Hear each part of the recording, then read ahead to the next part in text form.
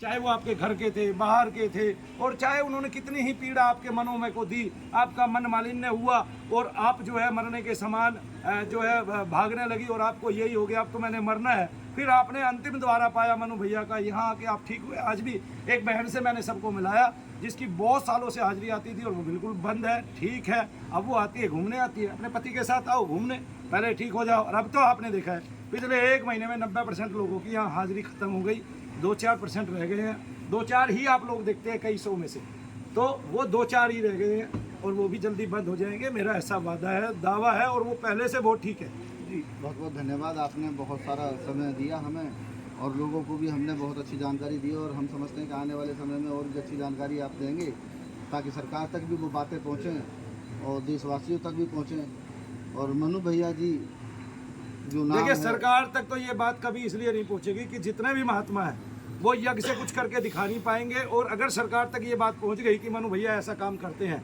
तो वो सबसे पहले क्या करेंगे, वो सबसे पहले उनका मनु भैया शत्रु होगा और कोई शत्रु नहीं होगा। और वो दिमाग में यही रखेंगे कि कोई इस पत्ती को आगे ना बढ़ाए और जो बढ़ा रहा है उसकी तो कोई शक्ति आए ना सामने, उसका कोई नाम नहीं होना चाहिए। ये इस तरह का जो खींचतान है, ये खींचतान हमें बहुत बैकवर्ड में ले गई है। आपने देखा नहीं है कि अंग्रेज भारत में घुसी इस प्रकार पाए कि उन्होंने एक दूसरे का अंतर विरोध किया, हमने एक दूसरे की टांग पकड़ी। मैं टांग नहीं पकड़ता किसी की, लेकिन मैं गलत को गलत बताता हूँ। देखिए, कबीरदास जी को परमेश्वर कहा किसी ने, मैंने उसको ये कहा भी कबीरदास जी एक संत थे, भक्त थे, परमेश्वर इसलिए नहीं हो सकते। उन्होंने एक दोहा लिख दिया, उसी से उन्होंने बता दिया मैं परमेश्वर नहीं हूँ। एक दोहा लिखा उन्होंने, नारी की झाई परत अंधा होत भुजंग, कबीरा तिनकी क्या गति जो निक नारी के संग। एक जो ब्रह्मा विष्णु महेश की आयु गिनते थे कबीरदास जी, उनका शरीर चला गया तो ब्रह्मा विष्णु महेश का भी शरीर चला जाएगा। पहली बात तो वो देखने में नहीं आता, वो इतना सूक्ष्म शरीर है। अगर देवता भी मरने वाले हैं तो वो तो देवता बन के नहीं आए थे, वो तो मानव बन के आए थे।